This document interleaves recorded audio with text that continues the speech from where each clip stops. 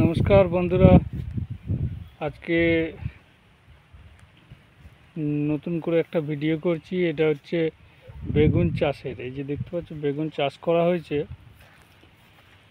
তা গাছ মোটামুটি ঠিকই আছে, কিন্তু অতিরিক্ত বর্ষার কারণে না কিসের কারণে জানি না, এই বেগুন গাছগুলো কিছু সাইব মারা মতন হয়ে গেছে। এই যে দেখতে পাচ্ছেন গাছ কিছু মানে হলদে টাইপের দেখাচ্ছে, তা এই ধরনের হয়ে গেছে। তা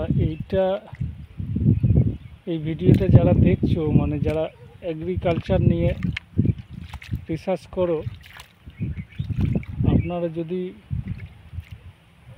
এই গাছের মুড ফিরিয়ে আনা যায়, তা কোন মেডিসিন ব্যবহার করতে হবে, তা যদি এই কমেন্টের মাধ্যমে কিংবা এই জমিতে এসে দেখে যেতে পারেন। হ্যাঁ দেখছি, কয় দেখতে পাইনি। আচ্ছা দেখছি, এই যে আমরা কিছুক্ষণ আগে বেগুন গাছের গোড়ায় কিছু মাটি দেওয়া হলো, কাল থেকে দেওয়া হচ্ছে, আজকে দেওয়া শেষ করলাম। তো শেষ করার পর ভাবলাম একবার দেখি, যদি সেরকম এগ্রিকালচারের মানুষ থাকেন যে এই গাছের মুড ফিরিয়ে আনতে পারেন, তাই এই ভিডিওটাকে সাপোর্ট করবেন। আর এই মানে যারা চাষের ভালো সম্বন্ধে জানা আছে, যে মাটি ভালো, যেহেতু এখানকার এঁটেল মাটি, এতে গাছের তেজালোই অন্যরকম হয়, আর হয়েওছে মোটামুটি খারাপ না।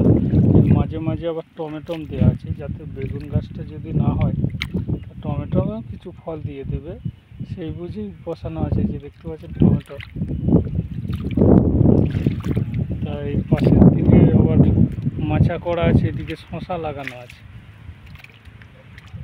তা এটাই বলবো, যদি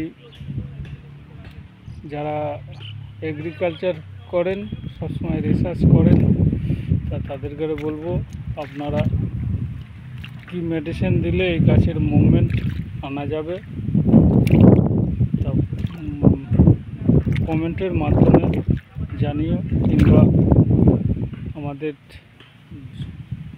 এখানে এসে দেখেও যেতে পারেন। ঠিকানা হচ্ছে ইলশোবা, গ্রামের নাম, পান্ডুয়া ব্লক, হুগলি ডিস্ট্রিক্টের মধ্যে। আপনারা যোগাযোগ করতে পারেন। তাই এই ভিডিওটা করলাম ওই কারণেই, যাতে চাষটা আরও ভালো মজবুতভাবে করতে পারি আমরা।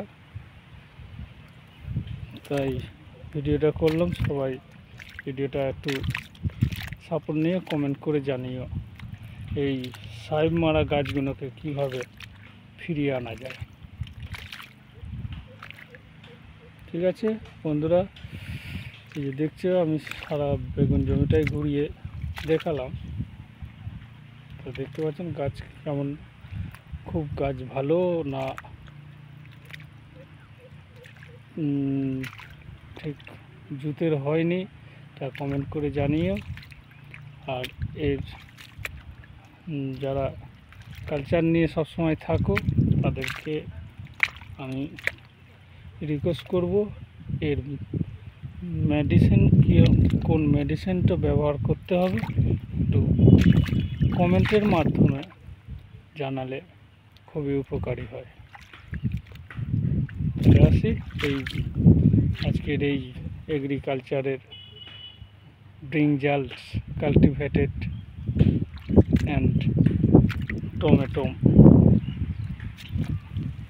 চাষের ভিডিও এখানে শেষ করছি। আপনারা কমেন্ট করে জানাবেন কোন মেডিসিন ব্যবহার করব। আসছি, নমস্কার।